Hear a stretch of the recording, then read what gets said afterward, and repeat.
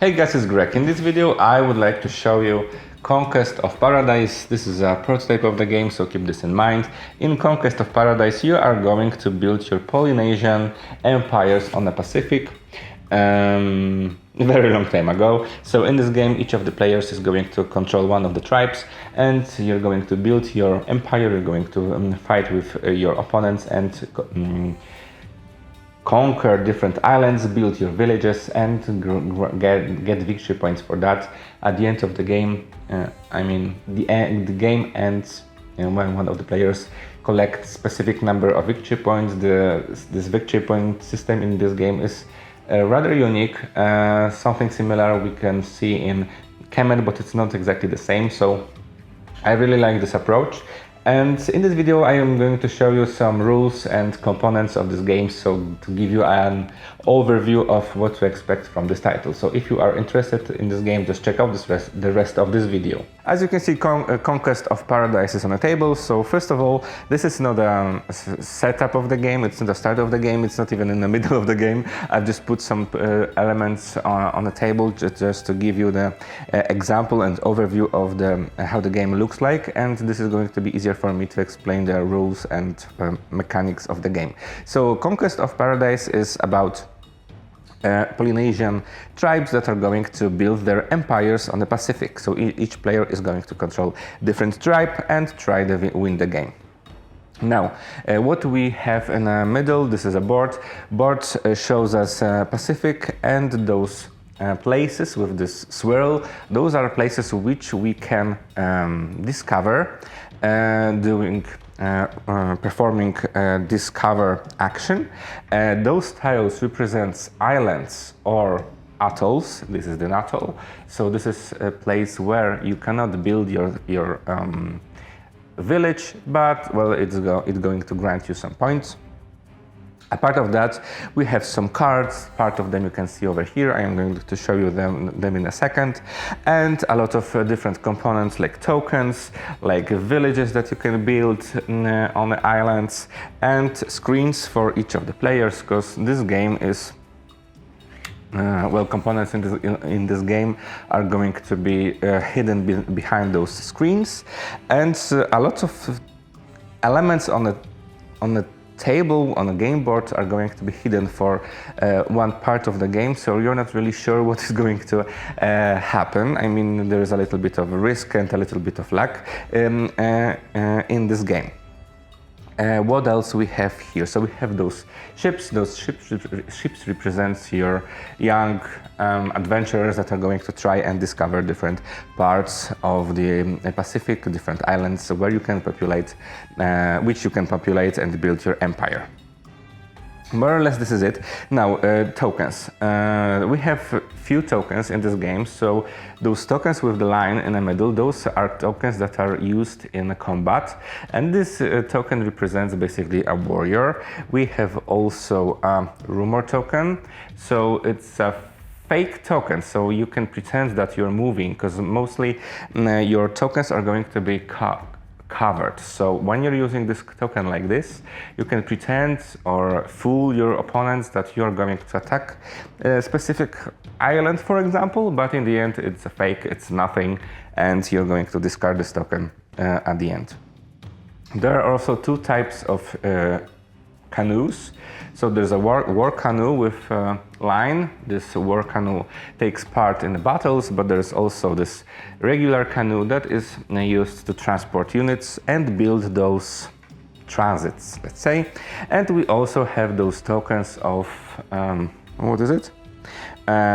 Colony. So those are going to be used to build your empire.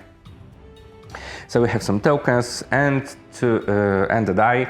Die is used in combat. So when we are going to go to the combat, I will explain it in more detail. Now, as I said, this is not a setup, it's some elements on the board, and now how this game works and what you're going to do in this game. So you're going to win the game collecting victory points. You're going to get victory points depending on situation on the map. So in here we have informations for what you can get victory points. So you can get victory points for each controlled island or controlled island groups or village. So island group is basically a tile, and so for each of these you can get victory point. You can get half of the victory point for each atoll within a transport canoe chain connected to your home island group. So those are those atolls, and as I said, you are going to use those canoes to build this chain, and if this chain creates this line connected tiles with each other, this creates this chain, this how do they call it? Transport canoe chain, and thanks to that, those islands, those pieces are connected, those are incorporated into your empire, and you can count half of the victory point per atoll. So if we would have here, and for example something like this is also an atoll, that means those two are in your empire, and you're going to get 1 victory point for that. You also can get from 0 to 3 victory points for each revealed arts and culture card. So we have a deck of arts and culture, and you can get those cards again in a specific round. I am going to tell you about this in a second. We have jade carving, for example, surfing or tapa, and each of them are going to grant you some victory points. When you get those cards, you can keep them face down, so nobody knows what you have in your pool, but when you decide to uncover them, they have to stay uncovered. And those cards are going to grant you victory points, but there are also cards like this. It's a cannibalism, and this one is going to give you some kind of modifier during the game. So not only victory points, there are also cards that are going to change the rules a little bit. Now, and finally 2 victory points for Kumara marker. So this is like advanced rules about Kumara thing. Now, what is very interesting in this game, that victory points that you're going to get in each round of the games are not going to be cumulative. In each round, you need to count them from the start. So to win the game, you need to get at the end of the game a specific number of victory points, and depending on the number of players, this threshold is a little bit different. So for 4 players, you need to have 22 victory points. For 3 players, 25, 28 and 30.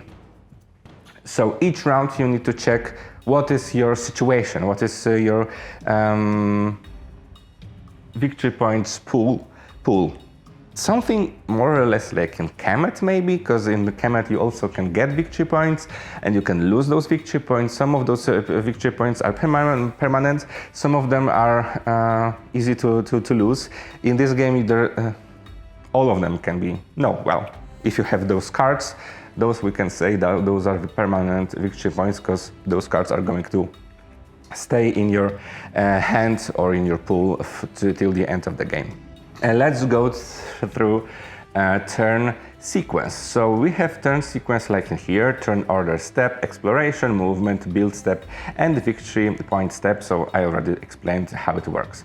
So turn order step, we have this token that indicates in which way we are going to perform our actions. And now we have those steps. So let's start with exploration step, turning inward, pre-move, discovery, and resolution. So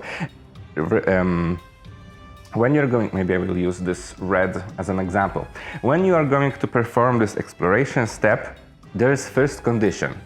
You need to check whether your explorer token is available to you or not. What does it mean if it's not available? Because maybe in previous round this poor explorer was lost on a sea and he died, so you need to recruit a new one. So if you do not have this token, this token is on this space representing lost explorer, you're just going to get this token back, and unfortunately this is the end of your exploration step. But if you have this exploration token, you can start your exploration step. And now the first thing you can do is pre-move. So you can move your token around your empire and uncovered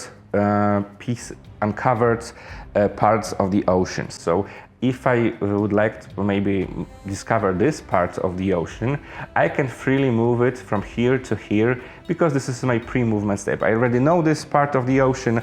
I have my pieces over there. All those places are discovered because I also should give me a second. I should also mention that we have this bag of tokens that you are going to draw during exploration, and those tokens represent different discoveries. You can discover an island, and this shows you that you discovered an island. This is a very unfun token because it's this allows your opponents to move your explorer, but also there are tokens like this, and you basically found just nothing, an ocean. So maybe I will put those tokens in here. So wait a second, I will put those tokens in here to give you a little bit of context. So this is my island, and this one is controlled by me because I have my canoe over here, and I have those canoes over here also. So this is my empire. Those two slots are already discovered because I have put those tokens over here in previous rounds, for example. And now my explorer is standing over here, and I am performing this pre-move. So I have decided that I would like to discover this spot. So I am just moving it over here because I already know what's in this part of the ocean. This is a pre-movement. And now I am going to perform a discovery. So I am moving my piece from this known space to unknown space over here. Then I have to draw a token from my bag, and I need to check what I have here. So first of all, I have two waves, and I know that I have discovered an island. So what is going to happen? I am going to take one of those tiles representing islands. I know that I discovered atoll, so it's not an island. I cannot build my villages over here, but I discovered it, and I'm going to put this token on this tile to represent that I have conquered, let's say, two waves. And this is my like I am still in the discovery phase, because the number of locations I can discover, well, it's up to me, and in the end, my luck, because the number of waves tells me how difficult was my exploration phase and how many obstacles my poor explorer had to conquer. So I already met two waves. Now my limit is 5. If I have 5 waves, I can stop my exploration phase, and this is it. If I will conquer 6 waves, so there was a lot of things going on the ocean, my explorer is lost, and I am going to put him in this lost space. If I have less than those numbers, I can continue my exploration. So I have only 2 waves. I can decide that I am going to discover another part of the ocean. There are also those tokens that represent that I have already discovered this spot. I don't have to reveal this tile. I just can mark it that I already discovered it. And again, maybe I will go over here. So again, I am moving my explorer here. I'm drawing something from my bag, and this is this time this unfortunate token. And what does it mean? This token just represents that my explorer is lost on the ocean, and my opponent, one of the players, can move it to a different location. And each time we are going to draw this token, it is discarded. So thankfully, we are going to have less and less of those in the bag.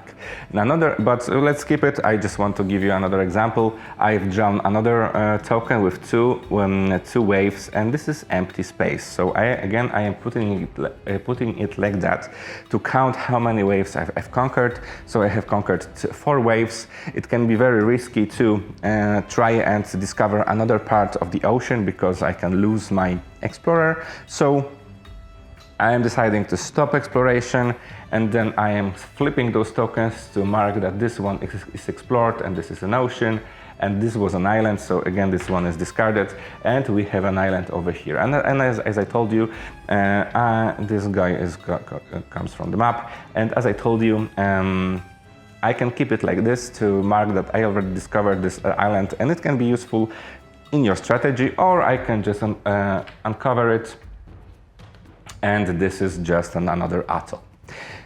But what happens if we are going to find something different? Because we have those atolls, but we have also islands. You know that that's an island because we have those big dots. Those 3 dots represent this as an atoll. So what those dots represent? Those dots represent how many villages you can build on this specific island. So 1 dot represents 1 island, but when we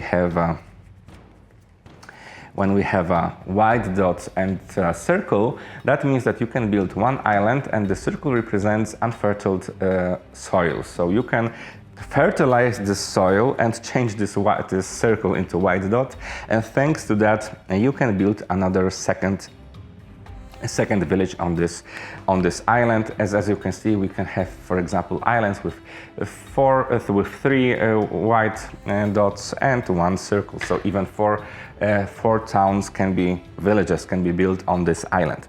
And this is basically an exploration phase. So we are going to move around the map, discover islands, discover atolls, or maybe empty spaces, and yeah, this is it. So after exploration step, each player is going to perform this exploration step. After that, you're going to movement and battle step. So movement and battle step comes with those 3 minor steps: transit, movement, and battle. So transit, that means that you can move your tokens around the map by those transit lines created with those canoes. So it's like an ancient metro line or something like that. If you have your tokens, for example, on this island, I'm going to put them face up, but in the end you should keep them face down. If you have those over here, you can use this metro line to transfer them wherever you want. But also what is also important, that you can, after this transit action, and it's limitless. You can move whatever tokens from wherever, as long as this metro line is created on those tiles. And after this transit, you can move your tokens. So obviously, your transit allows you to move around your empire, but after that, you have to move to different islands to populate them or attack your opponents. And to move your tokens from one space to another, each of those tokens must go with those canoes, those regular ones, transport canoes, or with those battle canoes. Those battle canoes can transport only warriors. Those regular canoes, those transport canoes, can transport warriors and also your civilians to populate and create new towns. And each of those canoes gives you a movement of 2, if I'm not mistaken. So you can move by 2 and then try to populate adjacent islands or island that is a little bit further. And thanks to that, you can attack your opponent and fight for control of another island. Now, as I said, those tokens are hidden, so you should put them like this. Obviously, if you want to use this metro system, one of those canoes must be uncovered, so you know that there is regular canoe in this stack of tokens, and thanks to that you can still use this transit of how you call them? Transport canoe chain, sorry. I am going to use metro line because it's a little bit easier for me. So thanks to that, you can fastly move around your empire. Now, when you enter the location with different opponents, so well, in here, let's the battle in here. After movement, you are going to perform a battle, and now the battle is quite interesting because you are going to uncover what's in the stack. So in here we have well, it's not it's not legal in the end because I don't have enough of those canoes. So let's add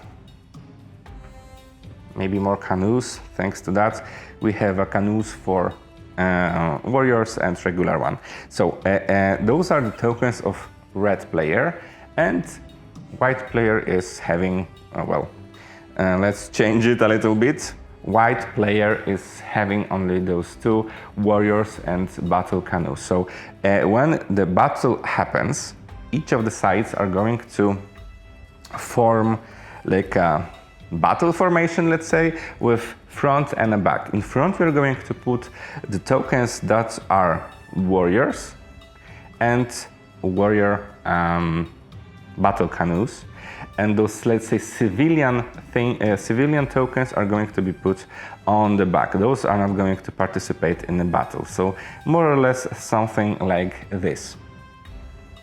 Also, if the warriors were in this regular canoe, they are going also to be, those are going to be also placed in this second line, but I'm simplifying those things just to explain the rules of the game. So this is my, let's say, battle formation with my canoes and with my warriors. And this is as if red player is an attacker, the red player is going to roll the die to determine what is going to happen. And now we have, in the end, two types of, well, four types, but two per side. We have different results.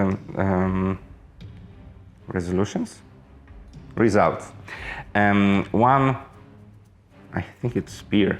One spear represents that one of the opposing warriors is going to panic, and you need to move them to this back line of this formation. So they are panicking, they don't want to fight, and they are trying to escape.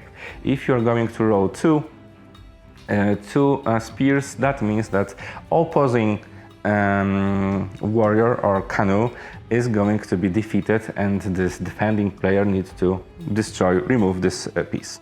And the same goes with those, I think it's shields, but this one is for attackers. So if attacker is going to roll this, you need to move one of your attackers from this front line to the back, and this one is going to destroy one of your pieces. And you're going to roll these die again and again and again until front line of one of the sides is completely empty. And what is going to happen with those pieces in this back line? So in this example, that was this regular canoe and, for example, a warrior that was over there, because let's say the rest of those tokens were destroyed during the battle. Those are going to try to escape, and they're moving to one of the islands or atolls that are in your empire, so friendly place on the board.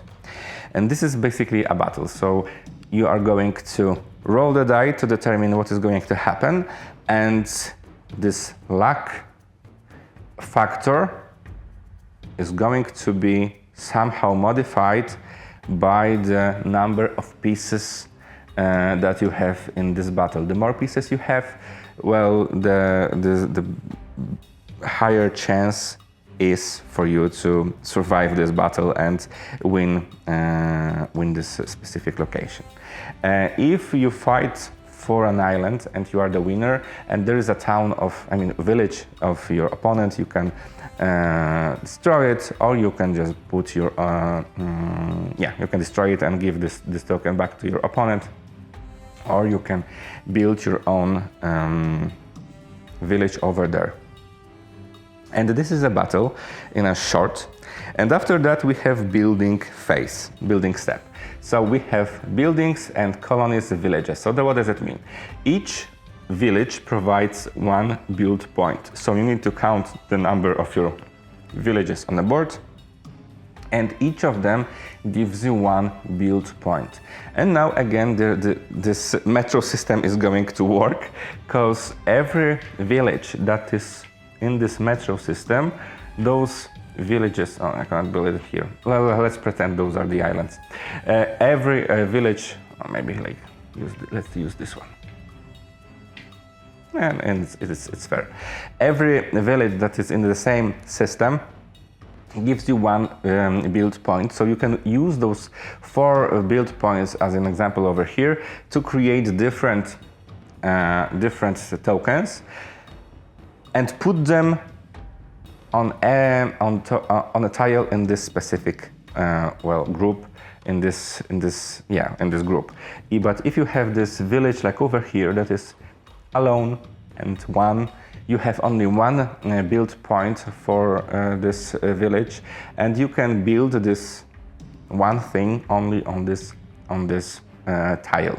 And what you can build: war canoe, 3 build points; warrior band or colony, 2 build points; transport canoe, 1 build point; rumors are for free; improved agriculture, so as I said, you can those empty spaces turn to fertile grounds and build your another village; and village, 2 build points or 1 colony; arts and culture cards, 2 build points. Exploration, oh yeah, also in exploration you could perform turning inward, so place your explorer in the lost box and take 1 extra build point marker, so you're just like sacrificing this poor guy to get 1 additional build point that we are going to use in this building step. And in here we have information about those waves that I already told you, so everything is on those screens that we're going to use in the game. At the end I should also mention those arts and culture cards. I think I should just give you the glimpse of how this game can be modified thanks to those cards. So we have, for example, tattoo. The first enemy, this result roll in each battle causes 2 enemy units to panic, or maybe navigation. Subtract 1 from the total number of waves showing every turn. Or maybe hula dancing, plus 1 victory points if you control this symbol, and those symbols can be found on the in here we have the symbol, and it really is on the island, so depending on which island you're controlling you can have more addition 1 extra victory point. And in here if you are defending a controlled island group, the first enemy row in the battle is ignored. Again, the same thing. Commerce. When revealed, place 1 free transport canoe or 2 free transport canoes if you control this specific type of island. Again, with a different symbol. Again, with different symbol. When revealed, stop a battle, the attacker must retreat. Or again, the same, similar. Treat every lost result as a return. So when revealed, treat 1 as a that changes the faces. So a little bit of modifiers over here on those cards. And I also have this haka. I think I already showed you the haka. I already showed you cannibalism, so this is quite hardcore. Haka is over here. The first enemy result rolled in each battle causes 2 enemy units to panic, so very powerful result. So those cards are for 2 build points. And this is it. So you're going to build your paradise, your empire. You're going to connect it with those canoes or building them adjacent. So they are connected. Obviously those canoes are needed to be placed also. So it's very interesting game, especially when it comes to this element of counting victory points at the end of each of the rounds. You're not going to accumulate those points. You need to collect specific number of those points at the end of each round to win the game. So this changes, from my perspective, this changes a lot when we think about the games. And I think that's why Kemet is also a very intense game, that you can get divorced quite easily and fast when you are going to steal those victory points from your opponents. So this is Conquest of Paradise, very unique, very interesting theme. I really like this idea, and especially I think the game shines with more players. I mean, this is my opinion, but I think that elements of building your empire and connecting those canoes is even tight and more strategic than if you have more players, than when you have less players in the game. So, if you like this game, just check out the description below. Thank you so much for watching this video and see you in the next one.